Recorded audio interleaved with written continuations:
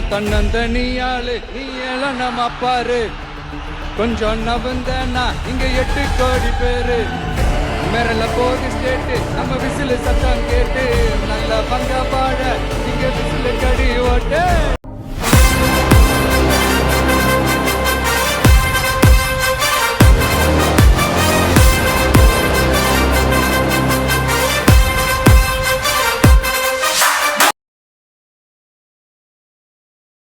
Hello friends, இந்த வீடியோவில் நம்ம யூடியூப்ல தமிழ் டப்பிங்ல வெளியான விங்ஸ் ஆஃப் கரேஜ் படம் எப்படி இருக்குன்னு தான் பார்க்க போறோம். சவுத் அமெரிக்கால ஆரம்ப காலங்களில் ஏர்மெயில் ஆபரேஷன்ஸ்ல நடந்த உண்மை சம்பவங்களை அடிப்படையா வச்சு இந்த படத்தை எடுத்திருக்காங்க. இப்போ இந்த படத்துடைய கதை என்னன்னு பார்த்துடலாம். 1930ஸ்ல இந்த படத்துடைய கதைகளும் நடக்கிறதா சித்தரிச்சிருக்காங்க. படத்துடைய ஹீரோவான ஹென்றி ஒரு ஏர்மெயில் பைலட், அதாவது இவருடைய பிளேன் மூலமா மெயில்ஸ் வந்து கொண்டு போவாரு. அது மூலமா அவங்க ஏர்மெயில் ஆபரேஷன்ஸ் நடத்திட்டு இருப்பாங்க. இந்த மாதிரி ஒரு டைம் அவர் மெயில் கொண்டு போயிட்டு இருக்கும்போது புயல் காரணமாக அந்த பிளைட் பாத்தீங்கன்னா ஆண்டியன் மலைப்பகுதியில் கிராஷ் லேண்டிங் ஆகுது. இவர் அந்த பணியாளர் சூழப்பட்ட மலைப்பகுதியில இருந்து மக்கள் நடமாட்டம் உள்ள இடத்துக்கு நடந்தே ரீச் ஆகணும் அப்படின்ற மாதிரியான ஒரு சூழல் உண்டாகுது. இவர் இந்த சேலஞ்சை எப்படி எதிர்கொண்டார், எப்படி சர்வைவ் ஆனார் அப்படின்றதும், இறுதியில ஒரு ஆள் சிட்டிக்குள்ள வர முடிஞ்சதா அப்படின்றத இந்த படத்துடைய கதையே.